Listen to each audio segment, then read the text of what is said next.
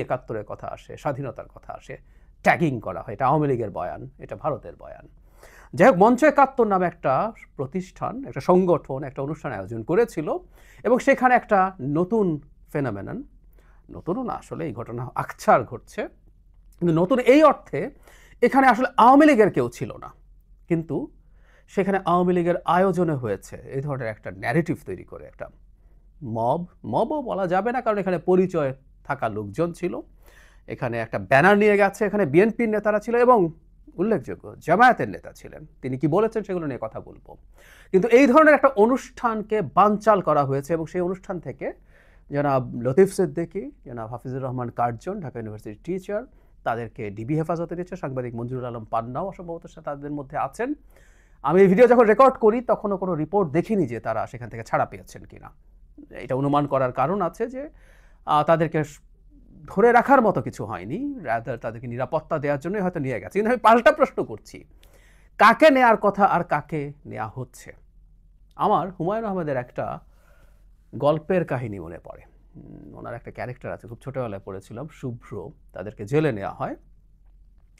তো তারা জেলে দেখেন যে একজন স্কিজোফ্রেনিক নারী ওখানে আছেন।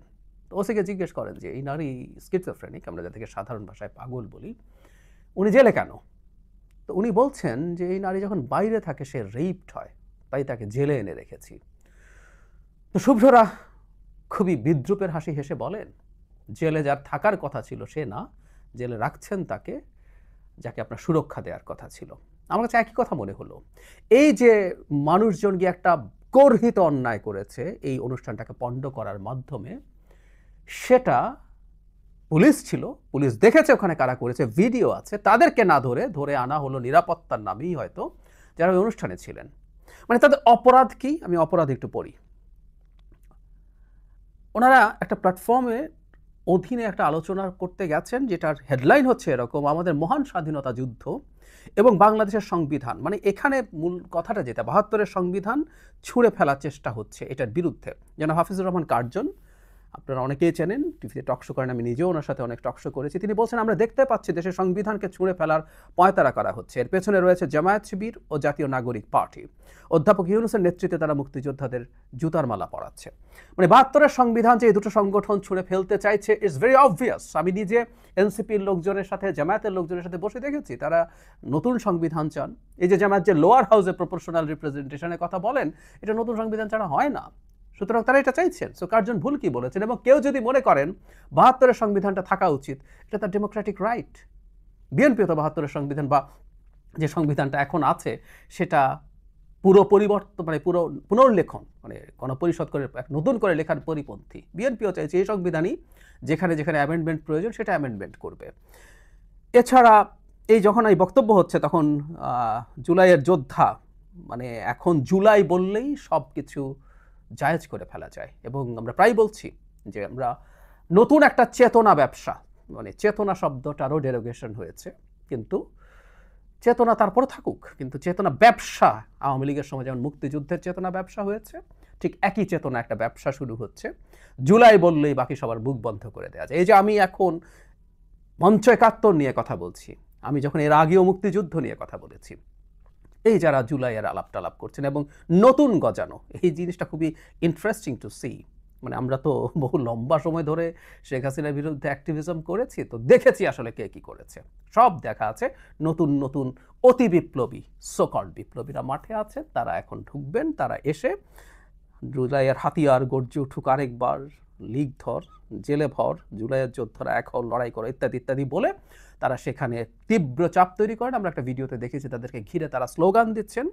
শেষ পর্যন্ত এখানে থেকে পুলিশ তাদেরকে ধরে নিয়ে যায়। লতিফ সিদ্দিকী বলছেন যে আমি জানতাম না এখানে এরকম কিছু হবে, তিনি আওয়ামী লীগের সাথে সম্পর্ক নেই। আমরা জানি লতিফ সিদ্দিকীকে বহিষ্কার করা হয়েছিল, and I can clearly remember একটা অডিও বেরিয়েছিল যেখানে তিনি শেখ হাসিনার পুত্র, মানে তৎকালীন রাজপুত্রকে খুবই বিদ্রুপাত্মক ঢঙে কথা বলেছিলেন, তাই তাকে বহিষ্কার করা হয়েছে। তিনি দলে ফিরে যেতে পারেননি।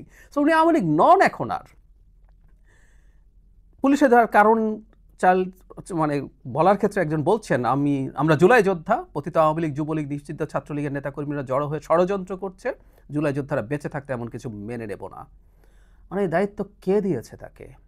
আওয়ামী লীগ সম্পর্কে বলতাম, তারা যখন বিএনপির যে কোনো সমাবেশ ঠেকানোর জন্য লাঠিসোঁটা হাতে বসে থাকতেন যে আমরা নিরাপত্তা দিচ্ছি। রিপিটেডলি প্রশ্ন করেছি, আপনারা কি পুলিশ? আপনাকে এই দায়িত্ব কে দিয়েছে?